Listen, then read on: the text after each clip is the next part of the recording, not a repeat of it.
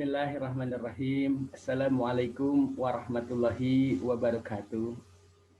Selamat sore Bapak Ibu kelas ekstensi di Dinas Gabungan 23 yang sangat Bapak banggakan. Puji dan syukur marilah kita sama-sama panjatkan kehadirat Allah Subhanahu wa taala yang senantiasa melimpahkan rahmat, taufik, hidayah, serta inayahnya kepada kita semua. Sehingga pada sore hari ini ya kita bisa bersama-sama dipertemukan dan berkumpul dalam proses belajar mengajar di Disgab 23 pada mata kuliah metodologi penelitian.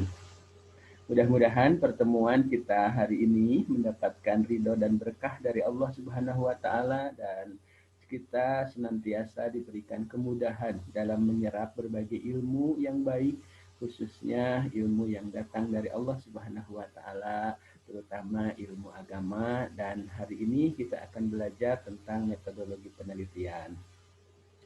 Salawat serta salam semoga tetap tercurah ruahkan kepada junjungan kita Habibana wa Nabiyana Muhammad Sallallahu Alaihi Wasallam, kepada para keluarganya, sahabat-sahabatnya, tabi-tabiinnya, serta seluruh umatnya yang selalu taat tunduk patuh terhadap ajaran beliau yang insya Allah mudah-mudahan termasuk kita di antaranya ya. Dan semoga kita semua bisa mendapatkan syafaatnya nanti di yaumil akhir.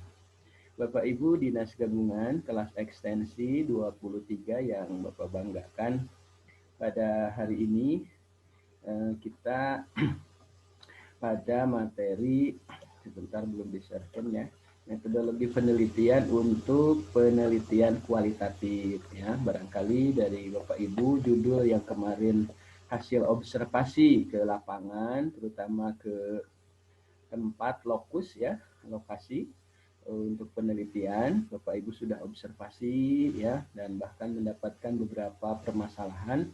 Dan bagi teman-teman yang menginginkan penelitiannya kualitatif, mungkin materi hari ini sangat cocok untuk didalami oleh Bapak dan Ibu dalam rangka melakukan penelitian, khususnya penelitian di kualitatif ya. Oke. Nah, ini adalah sistematika yang ada di kita di STIE 11 April Sumedang ya. Untuk proposal seminar nanti, seminar penelitian ya, UP, usulan proposal, itu terdiri dari 3 bab ya. Nah, untuk penelitian kualitatif, bab pertama agak sedikit berbeda dengan penelitian kuantitatif ya. Kalau untuk bab satunya sama, pendahuluan, tetapi subjudul dari bab satunya, kalau di kuantitatif latar belakang masalah, di kualitatif ini latar belakang penelitian ya. Kemudian yang kedua adalah fokus penelitian ya. Bapak Ibu jangan lupa fokus penelitian. Jika di penelitian kuantitatif ya, sub 1-2 itu adalah identifikasi masalah ya Bapak Ibu kemarin ya. Tetapi di penelitian kualitatif ini fokus penelitian ya. Kemudian judul dari bab 1 ya, untuk 1-3 ini rumusan masalah. Nah, ya langsung ke rumusan masalah.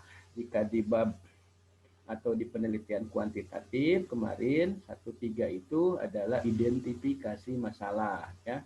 Jadi ada 1-2-nya 1-2-nya identifikasi masalah, 1-3-nya batasan masalah ya. Tapi di kita di sini batasan masalah itu sudah difokus, kemudian identifikasi masalah juga tidak terlalu ini ya empirisnya kalau di kualitatif ya, cukup fenomena ya, kemudian normatif dan yang lainnya ya, tidak terlalu seperti di kuantitatif. Sehingga sistematika pada bab 1 juga sedikit berbeda ya. Intinya Bapak Ibu ikuti apa yang hari ini kita jelaskan, dan bagi Bapak Ibu yang metodologi penelitian atau bukan kuantitatif tetapi kualitatif, maka ikuti sistematika yang hari ini di-share ini ya. Dia adalah latar belakang penelitian, fokus penelitian, rumusan masalah, kemudian 1.4 tujuan penelitian, dan 1.5 manfaat penelitian ya. Kemudian kemarin kalau tidak salah di sistematika yang dirubah di STIE ini 1.6-nya ditambahkan untuk penelitian terdahulu ya, penelitian terdahulu. Silahkan tinggal ditambahkan saja, ini belum di-upgrade. Kemudian bab 2 ini kajian pustaka, bukan tinjauan pustaka atau jadi kajian ya, kita harus mengkaji ya pustaka-pustaka, kemudian kerangka pemikiran dan proposisi ya. Ingat ini untuk kualitatif. Jadi kalau di kuantitatif itu kajian pustaka, kerangka pemikiran dan hipotesis ya. Kalau di kita di sini di kualitatif itu kajian pustaka, kerangka pemikiran dan proposisi ya. Nah, pada sistematika bab 2, subjudul 21 itu kajian pustaka, kemudian kajian penelitian sebelumnya. Nah, ini ada di bab 2 ya, tapi sistematika STIE yang terbaru kalau nggak salah disimpan di 16 ya, di bab 1 ini kajian penelitian sebelumnya itu. Kemudian posisi penelitian, kerangka pemikiran dan proposisi ya. Gitu. Kemudian bab 3 ini metodologi penelitian. Nah, 31 alasan menggunakan metode kualitatif ya. Kemudian tujuan studi, exploratory research, kemudian 3.3 studi kasus. Jadi ini tunggal atau jamak, artinya si objek lokusnya itu apa, tunggal, jadi atau jamak gitu ya, bisa 2 atau lebih ya. Kemudian desain penelitian terdiri dari prosedur penelitian, unit analisis, keterkaitan data dengan proposisi, kriteria interpretasi, temuan-temuan, kriteria uji kualitas desain penelitian, validitas konstruk, kemudian validitas internal, validitas eksternal, reliabilitas. Dan 3.6 ini jenis dan sumber data, 3.7 teknis analisis ya gitu. Oke, kita bahas untuk bab 1 latar belakang penelitian ya.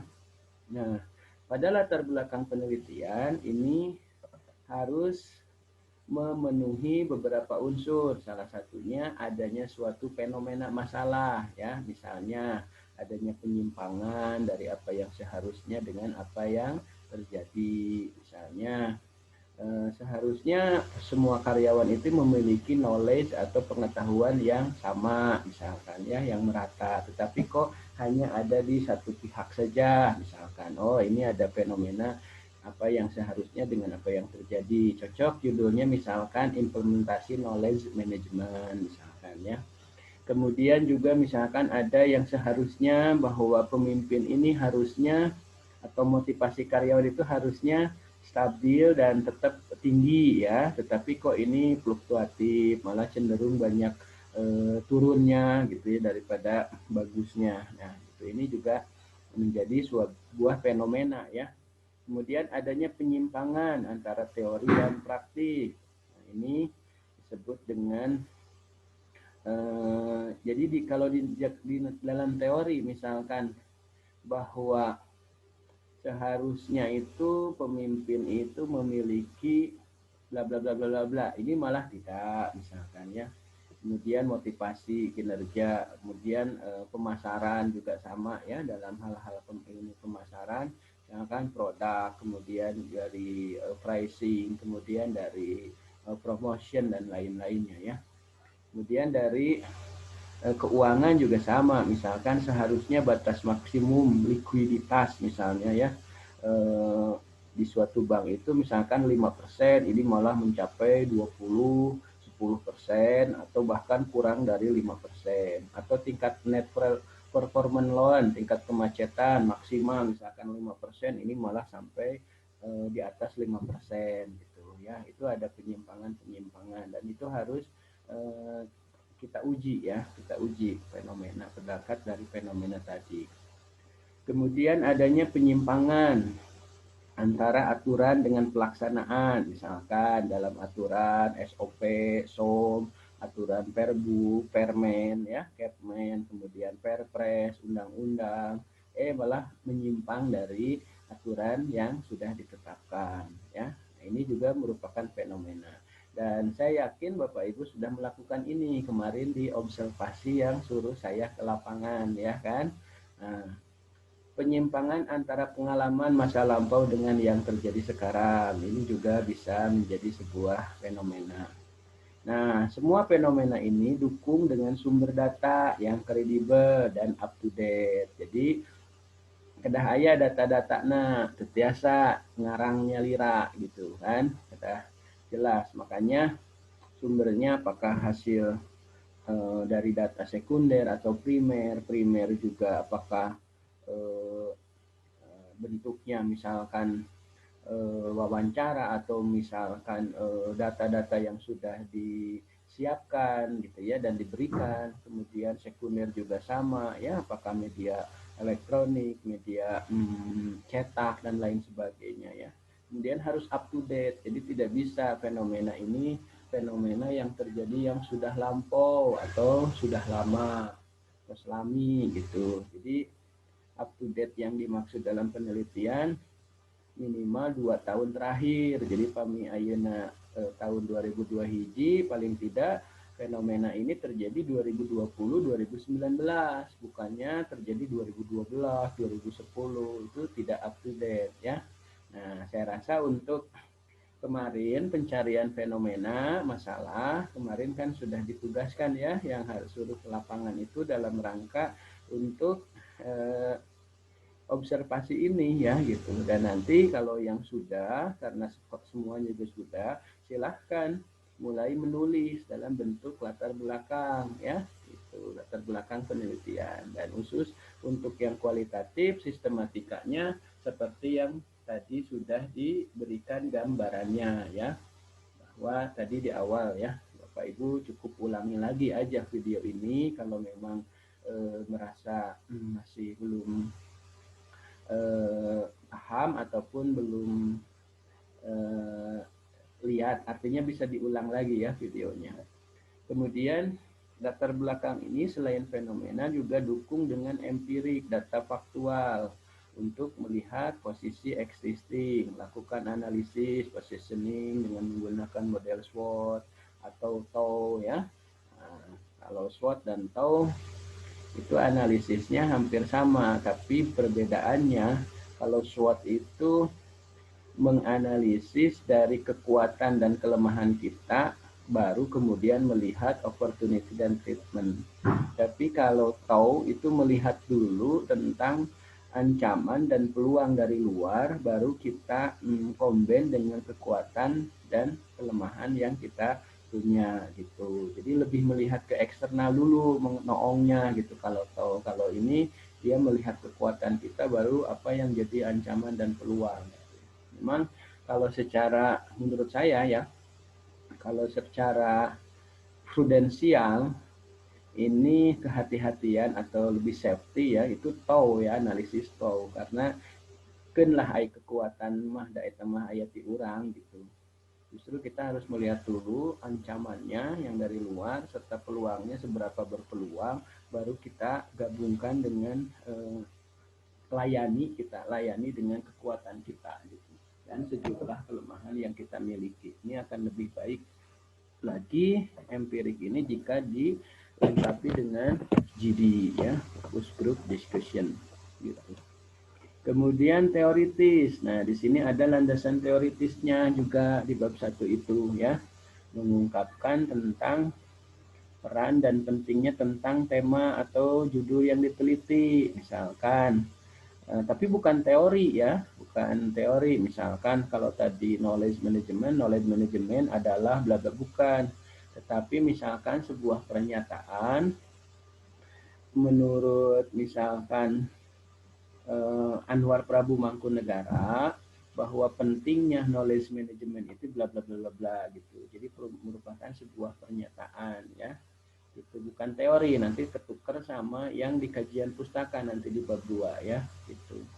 Kemudian landasan teoritis ini tidak boleh ada definisi itu tentang tema yang diteliti, dan ungkapan-ungkapan teoritis ini juga literaturnya harus up to date, harus terbaru di atas 2010 lah, berarti 2011 ke sini ya, 10 tahun terakhir ya. Jadi hanging tosnami jadul gitu ya, tosnami ini tidak boleh ya gitu. Nah ini landasan teoritis. Silahkan ambil beberapa, 2 atau 3 ya, landasan teoritis. Nah ini jadi di bab 1 itu di latar belakang harus memenuhi unsur-unsur ini tadi ya. Ada fenomena, kemudian juga ada empirik data faktualnya, kemudian ada landasan teoritisnya, ya, ada landasan normatifnya. Nah, normatif itu apa? Sebagai dasar payung hukum mengapa fenomena dan fakta tersebut penting untuk diteliti. Misalkan menurut Undang-Undang Nomor Sekian Tahun Sekian tentang bahwa pasal ayat sekian bahwa yang namanya knowledge management ini sangat penting untuk dilakukan dan harus dilakukan di setiap perusahaan. Nah, ini landasan normatif nih, atau tidak hanya undang-undang, peraturan-peraturan juga ya, Permen, Kepmen, kemudian Perbub ya, kemudian SOP SOM perusahaan tersebut juga bisa menjadi landasan normatif, dan peraturan-peraturan juga harus up to date ya, yang terbaru gitu. Tapi bagaimana Pak, undang-undang itu tahun 92 dan belum ada undang-undang terbaru yang menyempurna undang-undang itu ya, berarti yang itu yang masih yang terbaru, yang terupdate itu yang paling baru di antara yang ada gitu. Itu ya, syukur-syukur kalau ada penyempurnaan dari undang-undang, permen ataupun peraturan tersebut yang terbaru, itu yang Pak pakai. Kalau yang terbaru 2017 ya silakan pakai 2017 begitu ya gitu. Tapi saya kira kan pemerintah dan anggota dewan itu aktif ya membuatkan sebuah peraturan-peraturan, entah itu Perpres, Perbu, peraturan pemerintah, kemudian undang-undang dan yang lainnya ya, sehingga banyak sekali penyempurnaan dan peraturan-peraturan yang terbaru gitu ya. Itu silahkan. Kemudian alasan memilih lokus penelitian. Alasan pemilihan lokus penelitian. Jadi alasan secara ilmu dan mengapa tempat penelitian yang kemarin Anda observasi itu mengapa menjadi pilihan, dijadikan untuk unit observasi berupa bisa single case ya. Kalau single case mengapa nih single case juga, tidak multiple case, tidak jamak gitu, tidak multiple case. Nah, artinya Bapak Ibu di bab 1 itu harus memenuhi unsur-unsur ini di latar belakang, adanya fenomena, empirik, data faktual, kemudian adanya landasan teoritis ya, landasan normatif, kemudian alasan pemilihan lokus penelitian itu ya. Nah, kalau sudah memenuhi, kita masuk ke fokus masalah nih yang substansi 1, 2 ya. Nah, gitu. Nah, dalam fokus masalah harus menjelaskan tema sentral yang diteliti. Jadi harus lebih fokus ya tema sentralnya.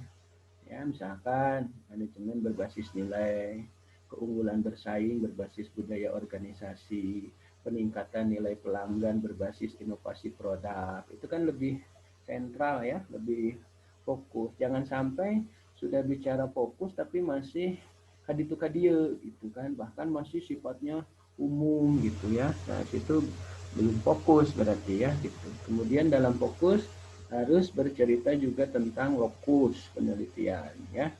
Kemudian harus menjelaskan juga informan yang nanti akan dilakukan dalam penelitian ya, bisa user, pengguna ya, karyawan. User pengguna itu biasanya karyawan ya, atau kalau di pemasaran konsumen dan sebagainya. Kemudian pengambil keputusan. Nah, kalau di perusahaan pengambil keputusannya ya manajer ya, manajer. Pengambil kebijakan bisa komisaris. Kalau di koperasi pengambil keputusan ya pengurus ya. Nah, pengambil kebijakan ya mungkin ini RAT ya, rapat anggaran tahunan ya. Nah, gitu. Kemudian pengamat bisa profesional, bisa kemudian expert, pakar keilmuan, bisa dari akademisi. profesional pengamat itu ya bisa juga dari praktisi, tetapi yang sudah punya pengalaman banyak ya. Nah, ini menjadi informan nanti untuk menjadi dalam wawancara ya. Kemudian pendekatan penelitian dan sifat penelitian. Ini harus ada di fokus penelitian ya. Kemudian rumusan masalah. Nih, dalam menggunakan katanya bagaimana di dalam rumusan masalah? Biasanya menggunakan poin-poin ya, 1, gitu, 2, 3. Misalkan kalau judulnya analisis strategi optimalisasi penerapan knowledge management dalam upaya peningkatan kinerja karyawan. Misalkan studi kasus pada organisasi XX di Sumedang misalkan ya. Nah, berarti rumusan masalahnya bagaimana pelaksanaan knowledge management di organisasi XXX tadi. Kemudian bagaimana kondisi kinerja ya. Kemudian faktor-faktor apa saja yang menghambat peningkatan kinerja melalui penerapan knowledge management di organisasi. Kemudian bagaimana strategi penerapan knowledge management yang optimal dapat meningkatkan kinerja karyawan di organisasi XXX. Misalnya, ya itu rumusannya ada 4 misalkan. Bagaimana ada 3 ya silahkan saja ya. Tapi kalau memang bisa dieksplor, digali supaya penelitian ini bisa lebih bermanfaat dan lebih komprehensif ya lebih banyak lebih bagus. Tetapi bukan berarti juga lebih banyak malah ngawur ya. Lebih banyak tapi tetap kena ya, mengena. Nah, kemudian selanjutnya tujuan penelitian. Nah, biasanya tujuan penelitian itu mengikuti dari rumusan masalah. Jika rumusan masalahnya 3, ya 3 tujuannya. Jika rumusan masalahnya tadi 4, tujuan penelitiannya ya 4 ya. Nah, ini tujuan penelitian untuk mengetahui, mengkaji serta menganalisis. Tadi kan karena rumusan masalahnya pelaksanaan knowledge ya dijawab menganalisis pelaksanaan knowledge manajemen di organisasi.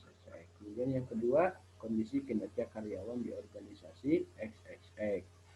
Nah, yang 4, faktor-faktor yang menghambat. Kenapa? Karena tadi kan rumusan masalah yang ketiga ini bagaimana faktor-faktor yang menghambat peningkatan kinerja. Nah, gitu ya. Sehingga tujuannya ya ini ya ingin mengetahui dan mengetahui faktor-faktor yang menghambat peningkatan kinerja. Yang ketiga, ingin mengetahui mengkaji strategi penerapan. Jadi ini ya sama mengikuti dari rumusan masalah tadi ya. Nah, manfaat penelitian. Nah, ini manfaat yang diharapkan penelitian. Ada manfaat teoritis, ada manfaat praktis. Nah, manfaat teoritis ini biasanya bagi pengembangan ilmu. 1, kontribusi bagi pengembangan grand theory. Ada 2, bagi pengembangan middle length theory. Kontribusi dalam aspek pengembangan tema yang diteliti. Kemudian manfaat praktis guna laksana ya, lebih aplikasi ya. Ini bagi pengambilan keputusan dari lokus tadi di objek tadi ya. Bagi pengambil kebijakan komisaris, bagi peneliti lain ya. Kemudian bagi kita peneliti ini sendiri ya, kita sendiri gitu ya. Saya rasa mulai di menulis ya Bapak Ibu. Nah, ini untuk bab 1 Bapak Ibu, saya kira mudah-mudahan Bapak Ibu bisa langsung mengimplementasikan dan mempraktekkan ya, karena kalau tidak memulai biasanya nggak kebayang. Kalau sudah memulai, kalaupun ada kesulitan, kesulitannya di mana bisa dipahami dan dirasakan dengan baik ya. Baik Bapak Ibu, saya kira untuk hari ini sampai di sini dulu bab 1 ya, kita jelasin bab 1. Dan untuk virtual memang tidak lebih dari 40 menit ya. Bapak Ibu kalau ada yang mau ditanyakan, persilahkan di grup WA ya. Dan saya pikir langsung saja ya belajar menulis, mengimplementasikannya ya. Gitu. Baik Bapak Ibu, saya kira untuk hari ini cukup dan mohon maaf apabila ada kesalahan, kehilapan dan kekurangan dalam penyampaian materi. Kemudian juga mohon maaf minal aidin ya, Pak Aidin, walaupun sudah lewat tetapi masih dalam suasana Idul Fitri, mohon dimaafkan, taqabbalallahu ya karim, dan Bapak Ibu juga sama kita saling melubarkan ya. Baik Bapak Ibu, terima kasih atas perhatian dan kehadiran di kelas virtual ini.